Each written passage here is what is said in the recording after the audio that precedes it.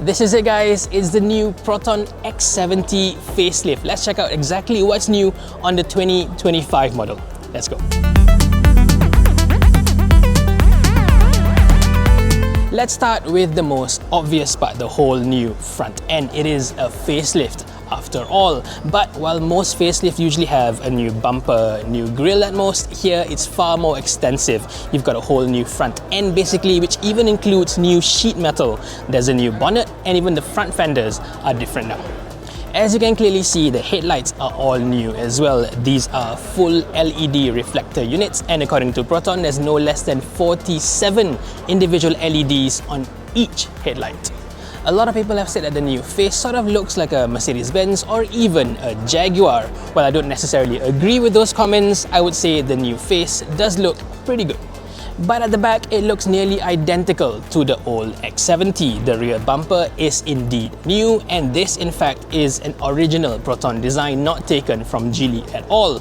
But the upper half exactly the same as the old X70, which is now nearing 6 years old. This shows that our Proton X70 facelift is actually based on the 2022 Geely Boye and not the Boye Pro or the Azkara that's available in quite a few other markets. Those models have a new rear end as well. And in fact, in China, Geely has already launched the next generation Boye, so Proton still has a long way to catch up. As usual with a facelift, you get a new wheel design as well. These are the latest 19-inch dual-tone alloys, but the tires are exactly the same as before. With these 19 inches, you get Continental UC6 SUVs, which a lot of previous owners have complained to wear out way too quickly. The executive models get these new 18-inch alloys, while the standard continue on with the old 17s. Both smaller alloys get the same GT radial tires.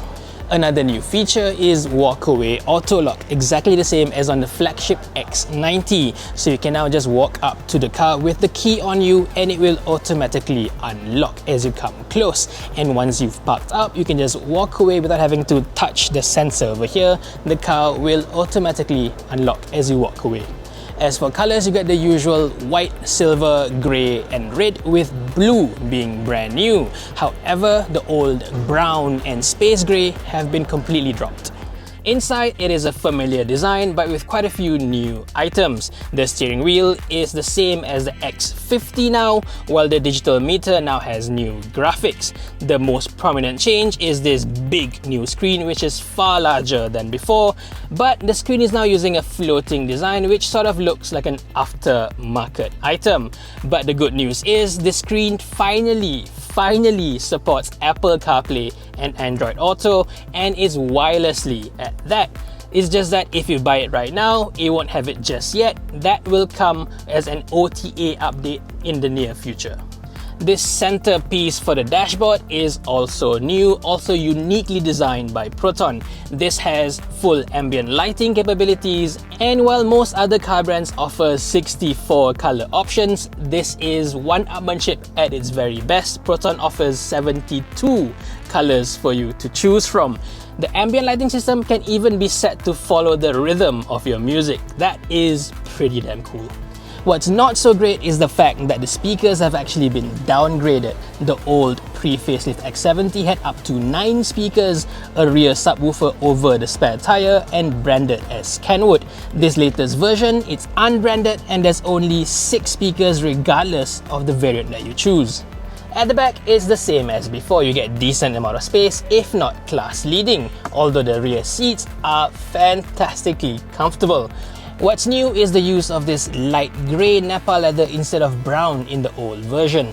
Proton says this gives it a more premium, more European look compared to before.